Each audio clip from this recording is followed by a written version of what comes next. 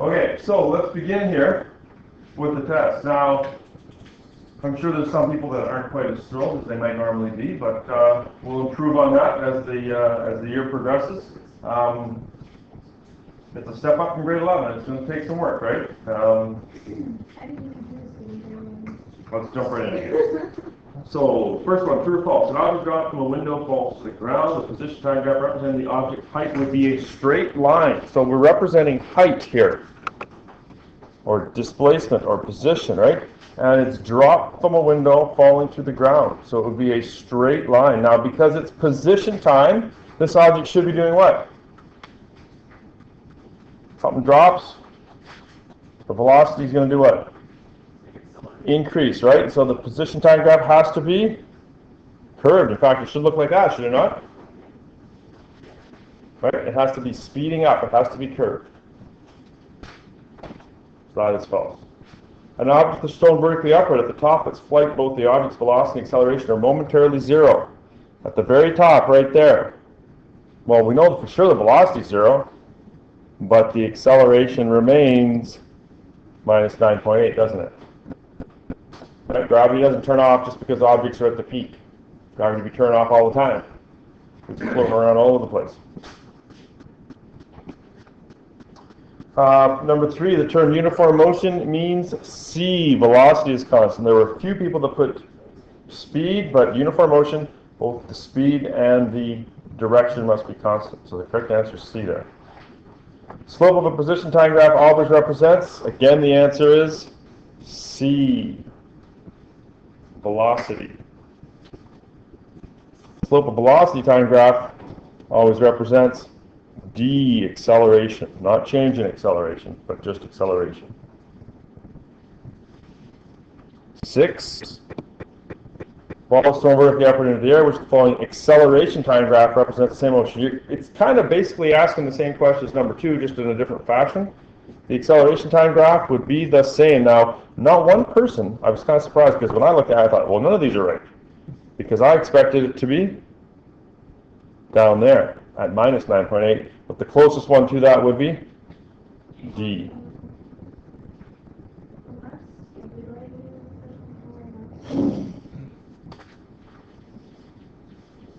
Yeah.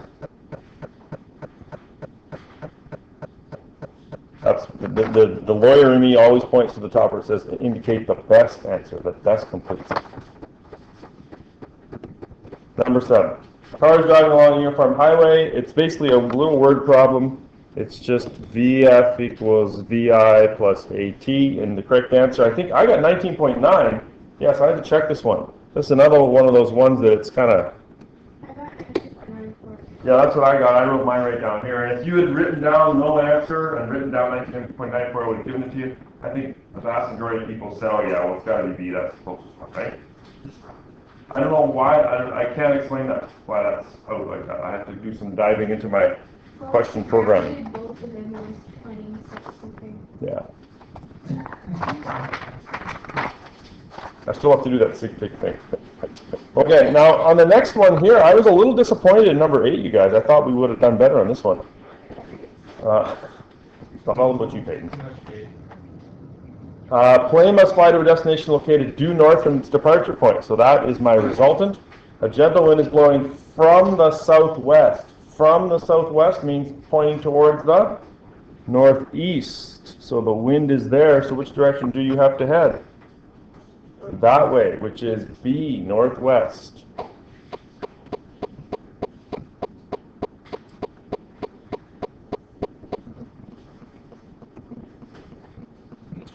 And number 9, I will admit I did it wrong the first time, and then I couldn't figure out why everyone was getting it wrong, and then I had another look at it and went, oh, I see what I did wrong. So. Yeah, it doesn't really make sense. It's kind of unrealistic. Just saying. Why is that? Police officers traveling 60, right? And sees another car approaching whose velocity relative to them is minus 90. How fast is the car traveling relative to the ground? So the other one is actually traveling at 30, because this one's going at 60 and that one's going at 30 the other way. It appears, in other words, what would it look like, how fast would this car have to be if this one was stopped? Right, this one would have to be going at minus 30. But it's relative to How fast does the car travel to the ground? Oh yeah, I got this wrong here, don't I? I gave you the answer. That's not 30, this is minus 90. Right. Okay, so because this one is traveling at 60 and this one's at minus 90, this one's actually going at 30. If you're there going at 60, it would appear that you're traveling at minus 90 if you're only going 30. But I'm sorry, I'm not understanding because it's relative to the ground. Yes, which means someone standing on the side here, Randy, Did they not see that? they would see them only traveling 30. This guy, remember the question where we had in the book where the car passed the police car? Right? And he saw them going only 40, but because the police car was traveling 100, the guy that passed him was actually doing 140. The person is not moving. Which person? I know. But, This one is moving up. okay, you're looking at it the other way, I think. We gotta flip it around. Well, there's three actually. There's the frame of reference here, here, and stationary, right? Yeah. Yeah, that's right. And the question in the book is from the other standpoint, right? Jake, you go right ahead, just don't use me in the courtroom. The sign doesn't say relative to what, 100 kilometers an hour, right? Excuse me, officer, but you're traveling at the speed of the Earth's rotation? Good luck with that. Okay, number 10, 11, 12. What I did here was, you probably were wondering, or maybe even you thought, oh hey, this is good, or you were thankful that there was no question where I said, here's the graph, draw the one that corresponds to it, right? What I found over the years is there just isn't enough time to do that all. So I did it this way. So number 10 is E, motionless is E, okay? It's a velocity time graph, so the velocity has to be 0. 11, moving with a constant velocity, and so that would be B, the velocity is flat.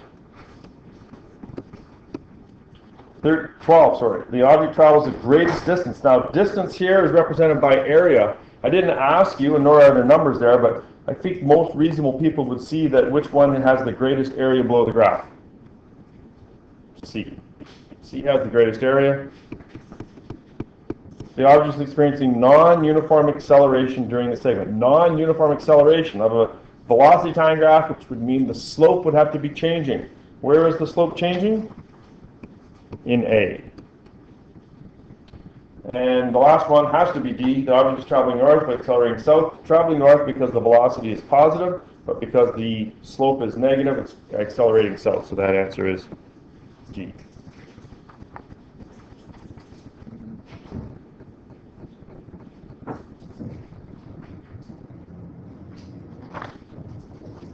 Number 15 was kind of a bit of a hidden one from a reading that you did. The three parts to a car that can change velocity are the steering, the brakes, and the gas.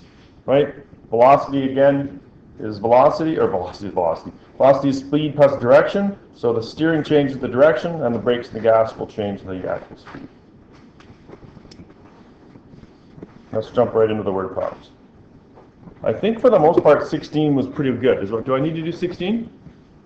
Should I just do it just for sake of completion? Not getting any feedback. Car pulls away from the intersection when the light turns green. After uniformly accelerating for the next 6 seconds, the car has traveled a distance of 57 meters. The car then proceeds at a constant speed. What was the car's acceleration? Well, I used D equals VIT plus a half AT squared. And I got 57 as my displacement. Initial velocity of 0. Acceleration is what we're solving for, 6 squared. And you should get 3.2. And again, I think the vast majority of you got that.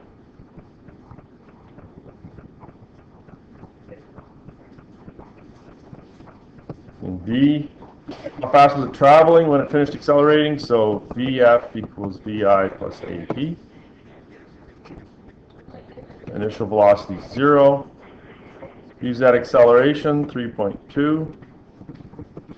And the time is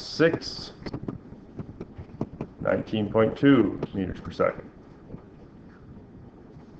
And how long will it take for the car to travel another 57 meters, this constant speed? Use your old friend from grade 11, V bar equals D over T. Constant velocity is 19.2, traveling 57 meters, solve for time. I got 2.97, although lots of people seem to get 3 point something or other, but I think it was just where we rounded, that's all. So that was relatively straightforward. Do I need to go through that one in any more sort of detail there? Or? No.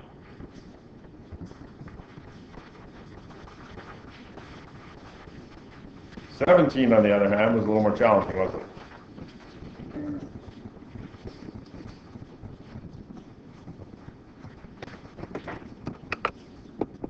Oh yeah, let's draw a picture here. A car is traveling at 20 meters per second when it pulls out to pass a truck that is traveling at only 18. The car accelerates at 2 meters per second squared for 4 seconds and then maintains this new velocity. So we've got a car. It's a fancy looking hat on wheels. And it's approaching a truck. Like so. Car is traveling, initial velocity is 20. Truck is traveling at initial velocity of 18, and the car accelerates at 2 meters per second squared for a time of 4 seconds. What distance does the car travel during the period of acceleration? Now, you got to be careful. Don't put 0 in there. Don't automatically put 0 in there. I think there might have been a couple people that did that.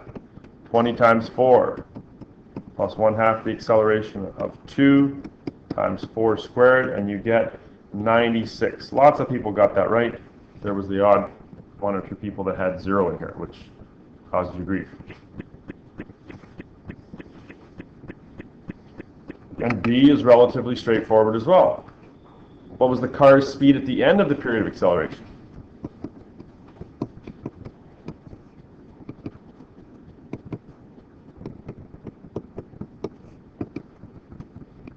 .28 meters per second.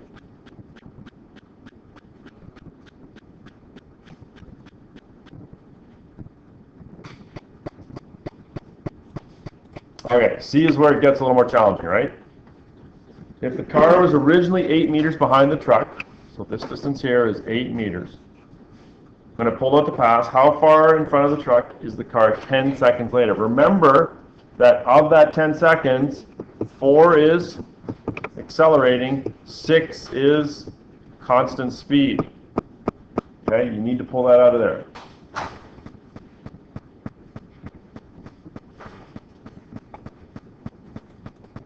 Okay, so you need to figure out how far does it go during let's do the easy part first. How far does it go during that 6 seconds of constant speed? Constant speed was this speed right here, 28. So it travels 168 meters once it's got up to speed in the last 6 seconds. How far did it travel during the first 4 seconds? This is the 6 second period. It traveled 96, didn't it? Right? So the car traveled a total distance of 264. Right? Is the truck also moving? Yes, at a constant speed. It's traveling at a constant 18. For how many seconds? 10, which is a total of 180 meters. You have to keep in mind the 8 meters of head start as well. So the total is going to be 264 minus 180, and then subtract the 8. And you should get 76 meters is the total distance. So I think there was 1 mark for that, 1 mark for finding that, adding it together, 1 mark for that, and 1 mark for calculating that last little bit there. Good morning. It's probably the hardest one out there, isn't it? You need to identify that this is what style question, what kind of, like, which was the one that we sort of did that was very similar to it. We did 2 samples. Remember the one where Jack's catching the bus, or Fred and Barney are meeting in the same spot and colliding? Same idea, right? Truck is traveling at a constant speed of 29 meters per second in the fast lane of a 2-lane highway. It approaches a stationary car stopped at the side of the road. When the truck is still 106 meters behind the car pulls out into the slow lane with an acceleration of 2.7. How long will it take the truck to pass the car, and why are there 2 possible answers to this? Let's draw a picture here. So I've got my truck, again, like so, and I've got my hat on wheels car.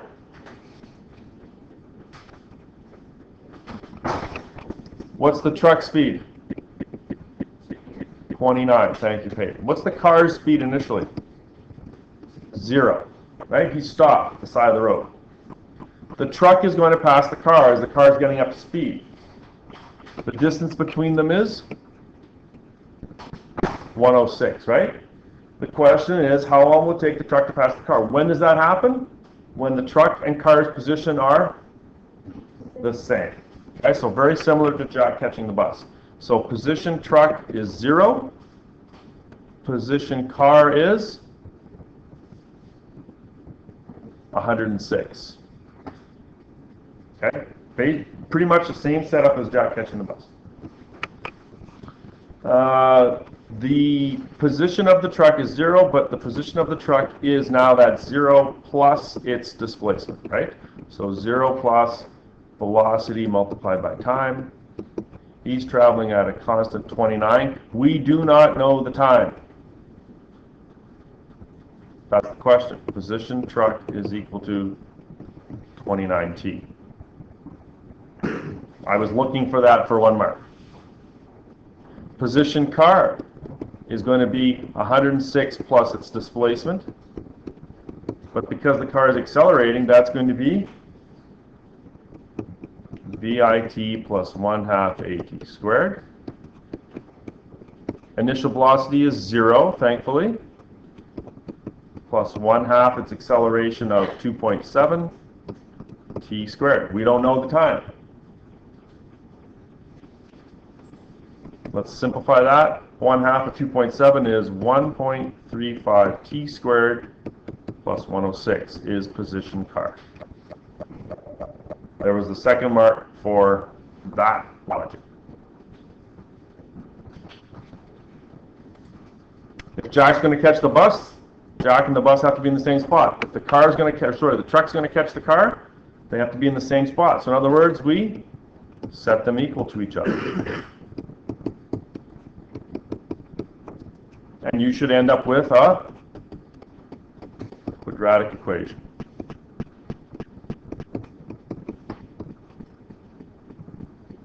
One mark for that. There was one person that didn't have the quadratic formula on their sheet. Make a note of that. Get it on there the next time, because you're going to need it. Unfortunately, they didn't quite get it right when they tried to guess. Quadratic formula, minus b plus or minus square root b squared minus 4ac all over 2a. Or you could have used a graphing calculator too, I suppose.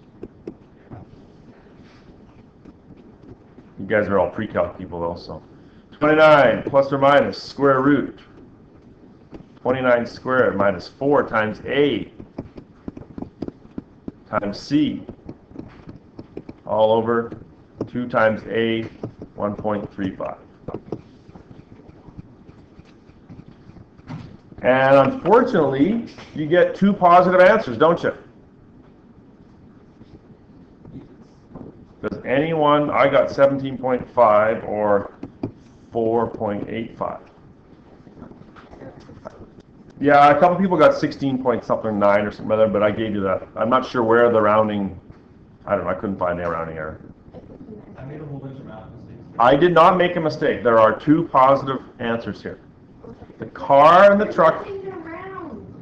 Well, I know. I don't know. Maybe I made a mistake. There are 2 positive answers, though. Why? Because the truck is going to catch the car, right? Like, the car accelerates a little bit. It gets to, like, there. and the truck is traveling at a constant speed, right? And then it passes it, but eventually the car keeps speeding up, speeding up, speeding up, and what happens? Now the car catches the truck, because the truck never changes its speed, but the car keeps speeding it up. So there's two instances. The first one, this one is truck catches car, and this one is car catches truck a few seconds later. That's why there's two positive ones. Yeah. They're just going around observing features and so on. Did I pass? Yeah, I guess.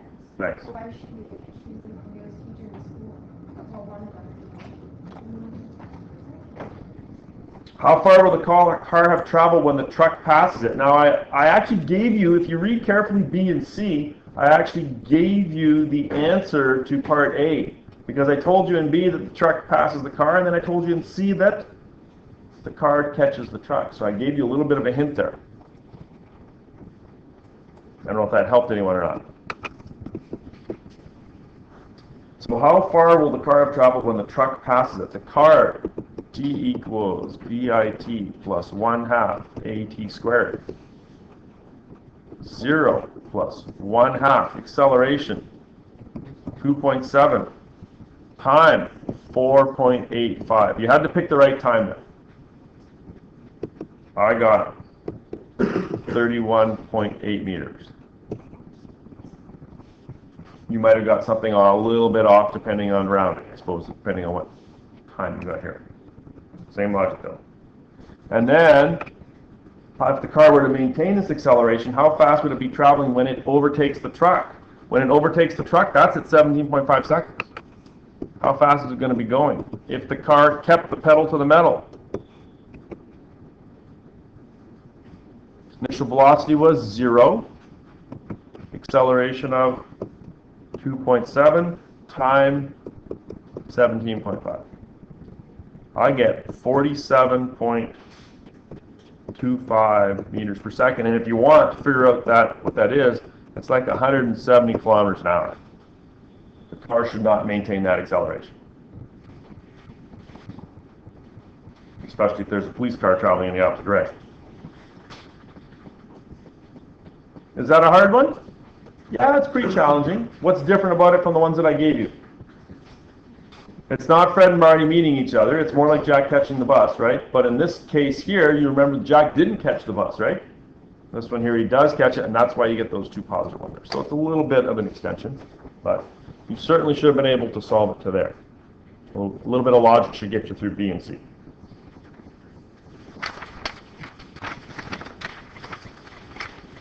Are you ready for 19?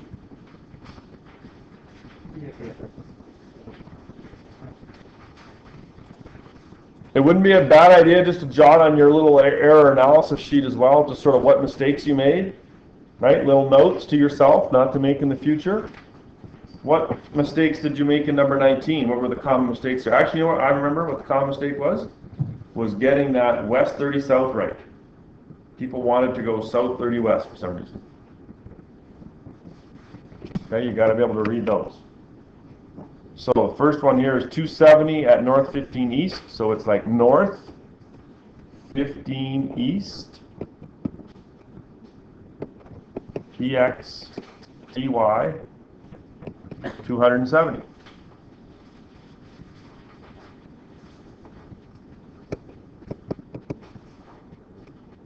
(270) sine 15 or 69.9. Positive.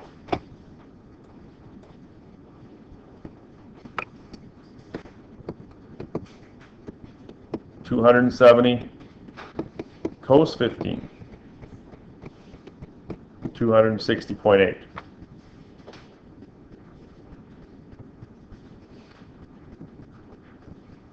Both positive. The wind. We're adding here. Why are we adding? Determine the plane's resultant velocity. I came right out and said it. Resultant velocity means add. The wind is blowing towards west 30 south. West and then 30 south. So this is wind X and this is wind Y.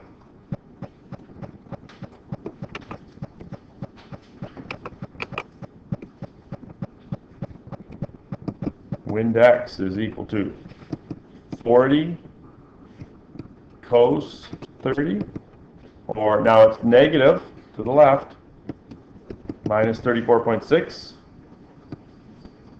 Wind Y is 40 sine 30, or minus 20. You have to add them. I really encourage you to do it like this. Put the x's on top of one another, put the y's on top of one another, and then it's nice and easy. Rx is 69.9, adding a minus 34.6, 35.3. Do it for the y's, 260.8, adding a minus 20, or 240.8. And then again, I strongly encourage you to do what? Draw this next picture. So 35.3 to the right, and then a giant 240.8 up.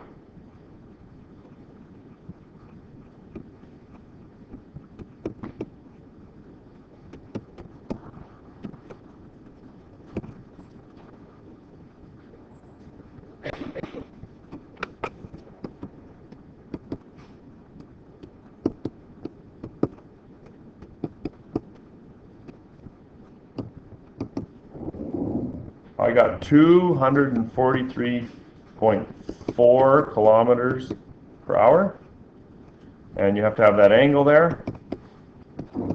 Inverse tan opposite, 240.8 all over, 35.3.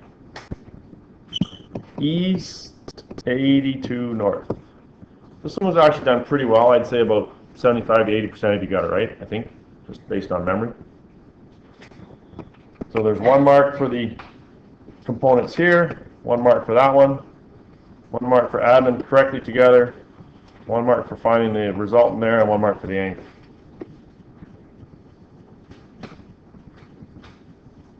And really, number 20 is almost identical with one small exception. You subtract. And unfortunately, there was a lot of people that didn't recognize that it was a subtraction question. How do you recognize subtraction? Well, first of all, if there's already been an addition question, what are the chances that the next one's going to be subtraction? Pretty good. So that would be logic number one. Okay, how do you tell? It says, what heading and speed should the pilot take? They need to travel 410 kilometers an hour in the direction of north 35 east. That is my resultant. That's 410. And the wind is blowing towards. It's at 57 at east, 24 north. What heading and speed should the pilot take? Resultant is plane plus wind. We know the result. We want to find the plane. Resultant minus wind. Okay, so let's look at subtraction here. So you do it exactly the same way. North 35 east. North 35 east. 410, right? RY, RX. It really helps you guys if you can come up with an organized solution, a nice labeled one that I can follow. RX is going to be 410 sine 35. Sine because it's opposite, or 235.2. And that is positive because it's to the right. RY is going to be 410 cos 35. 335.9.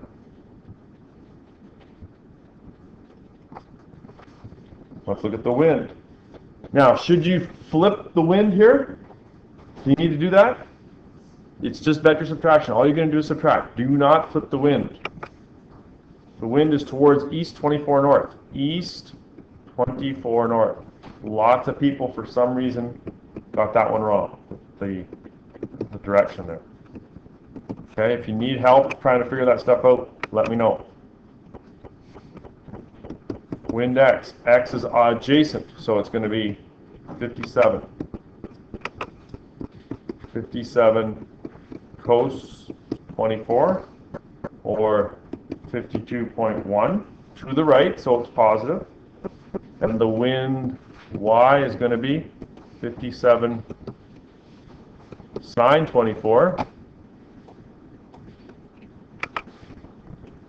or not 312, 23.2. Positive.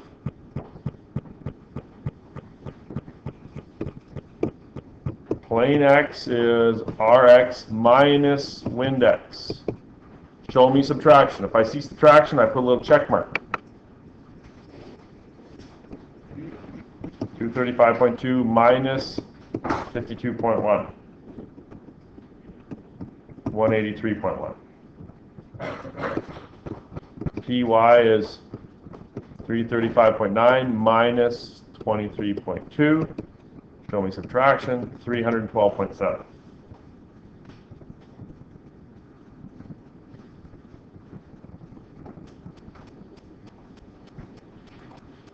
Combine them together. Px, Py, P squared is going to be 183.1 squared plus 312.7 squared, or 362.4 kilometers per hour.